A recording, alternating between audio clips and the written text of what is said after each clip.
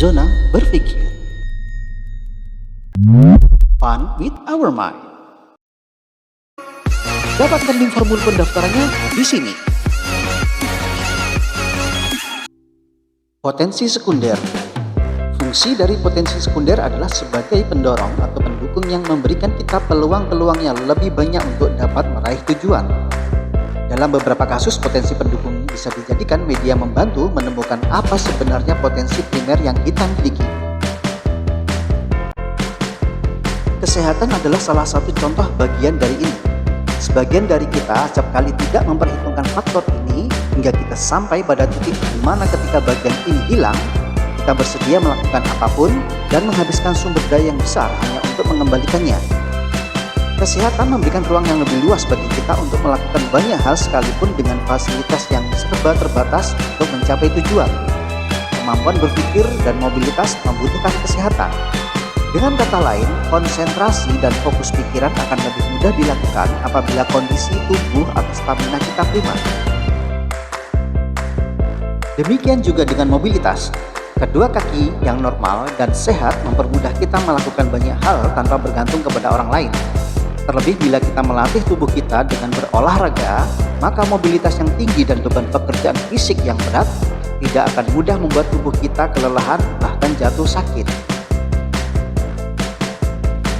Ketika kebutuhan dan tekanan pekerjaan yang sedemikian tinggi, maka menjaga stamina dan kesehatan adalah sebuah kebutuhan utama. Orang yang ceroboh dalam menggunakan sumber daya kesehatan untuk bekerja tanpa berupaya dengan sungguh-sungguh untuk menjaganya akan menerima konsekuensi yang berat.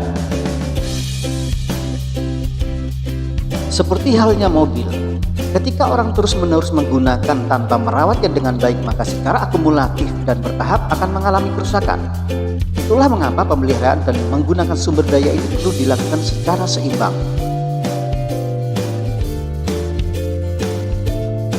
Yang perlu diingat adalah menjaga kesehatan itu lebih murah dibandingkan ketika sudah sakit. Kategori yang ketiga atau yang terakhir adalah potensi darurat.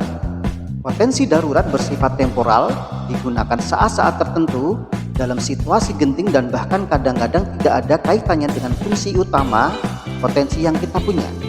Dengan kata lain, fungsi utama sesuatu yang kita miliki tidak diperuntukkan kepentingan yang sedang dihadapi, akan tetapi dapat digunakan sebagai pengganti yang bersifat sementara.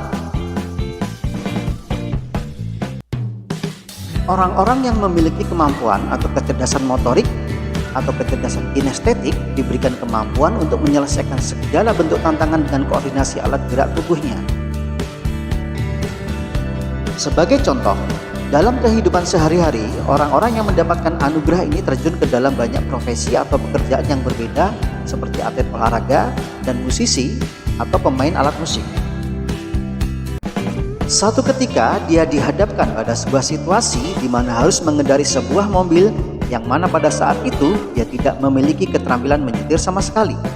Tidak ada pilihan lain kecuali dia harus segera bergerak dengan mengendarai kendaraan yang ada. Secara teknis dia sama sekali belum pernah belajar atau mencobanya. Namun tiap kali dia berposisi sebagai penumpang, dengan seksama dia tertarik melihat atau sekedar mengamati bagaimana cara seorang sopir mengendarai sebuah kendaraan. Maka dengan bekal pengamatan dan koordinasi motorik yang dimilikinya, tantangan yang dihadapi di saat genting dapat dilakukan dengan baik tanpa mengalami masalah yang serius. Mungkin bagi sebagian orang yang tidak memiliki bekal koordinasi motorik yang baik akan kesulitan menyelesaikan tantangan ini di saat seperti ini. Inilah yang dimaksud dengan fungsi darurat. Dalam banyak aspek kehidupan kita menggunakan ketiga fungsi ini secara simultan dan dinamis. Segala ragam potensi yang kita miliki dapat dipergunakan dan dimanfaatkan untuk beragam kepentingan sehari-hari. Menjadi pribadi yang utuh, salah satu komponen pentingnya adalah menggunakan ketiga potensi ini dengan baik. Setiap orang dilahirkan dan diciptakan oleh Allah Subhanahu wa Ta'ala dengan fungsi-fungsi spesifik tertentu yang berbeda, unik, dan orisinal.